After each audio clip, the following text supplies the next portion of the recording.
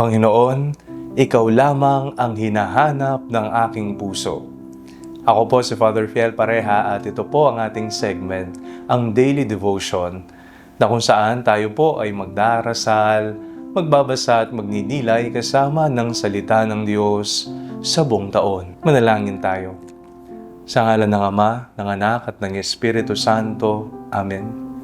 Halina, banal na Espiritu, liwanagan mo ang aming puso at isip, nang maunawaan at may sa buhay namin ang iyong salita. Amen. Our Bible passage for today is from the book of the Acts of the Apostles, chapter 8, verses 26 to 40, and I read it for you.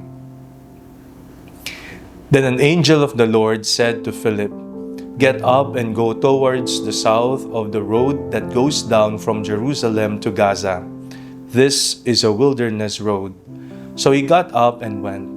Now there was an Ethiopian eunuch, a court official of the Candace, queen of the Ethiopians, in charge of her entire treasury. He had come to Jerusalem to worship and was returning home.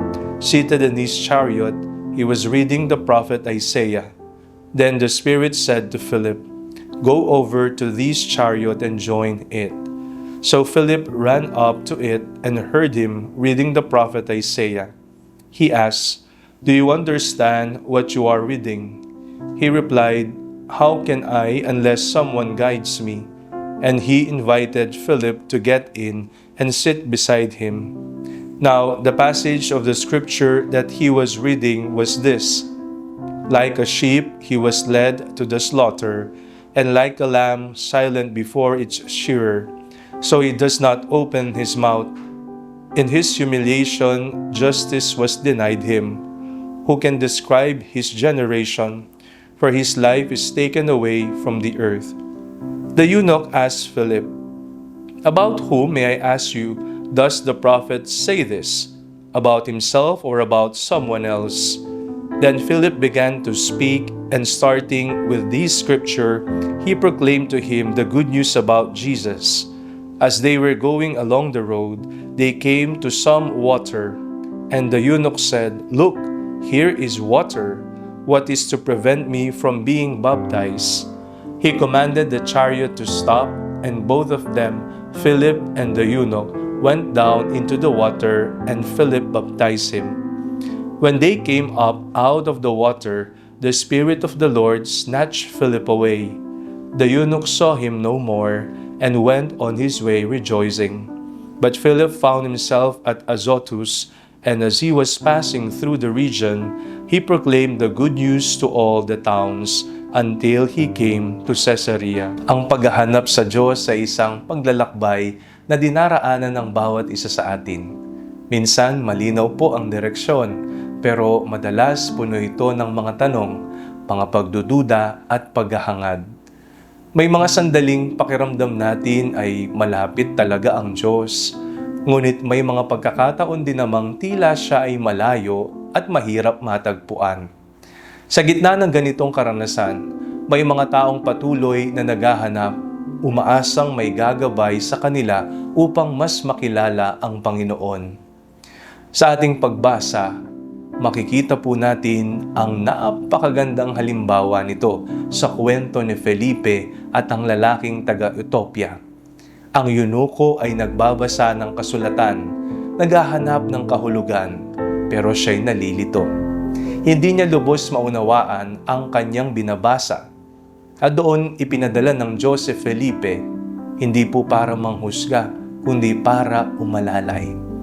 Tinanong niya, ipinaliwanag, at inakay ang eunuko hanggang sa makilala nito si Kristo. At sa huli, umantong ito sa bautismo, isang bagong simula ng pananampalataya. Tayo ay nanyayahang hanapin at tulungan ang mga naghahanap sa Diyos. Hindi natin kailangang maging eksperto o perpekto. Ang kailangan ay isang bukas na puso at kahandaang samahan ng iba sa kanilang paglalakbay. Marahil may kakilala kang nalilito, nasasaktan, o nagtatanong tungkol sa ating pananampalataya. Baka ikaw na ang bagong Felipe na ipinapadala ng Diyos sa kanya. Paano natin ito magagawa? sa simpleng pakikinig, sa mahinaong pagpapaliwanag, sa pag-anyaya na muling lumapit sa simbahan. Hindi natin kailangang pilitin. Ang mahalaga ay magbukas tayo ng daan. Minsan po sapat na ang isang tanong na, gusto mo bang pag-usapan ito? O sasamahan kita sa misa? Ang maliit na hakbang na ito ay maaring magsimula ng malaking pagbabago sa buhay ng isang tao. At sa bandang huli, lagi po nating tatandaan, tayo rin minsan ay naging tulad ng eunuko. Naghahanap, nalilito, at may tumulong sa atin. Ngayon tayo naman ang inaanyayahan na tumulong sa iba. Manalangin tayo. Panginoon, buksan mo ang aking mata at puso upang makita ang mga taong naghahanap sa iyo. Bigyan mo ako ng tapang at malasakit upang sila'y lapitan, pakinggan at akayin pabalik sa iyo. Gawin mo akong instrumento ng iyong liwanag at katotohanan. Amen. Sa ngalan ng Ama, ng Anak at ng Espiritu Santo. Amen.